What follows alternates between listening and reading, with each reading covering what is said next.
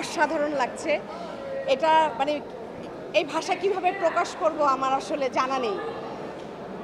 সবাইকে অনেক ভালোবাসা, যারা আমাকে এত এত ভোট দিয়ে জয়ী করেছেন সবার কাছে আমি কৃতজ্ঞ।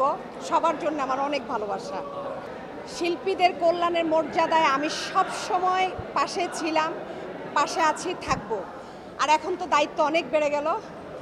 আমি সবার কল্যাণে, সবার মর্যাদায় সব সময় আমি মানে কি বলবো, এটাকে অক্ষুণ্ণ থাকবো। আমি আমার মানে কোনো কিছুর কমতি থাকবে না। যদি আমরা আপনাদের একটু জানতে চাই যে আসলে কি করতে চান, শিল্পীদের আসলে কোন অভাবটা আপনার কাছে আছে?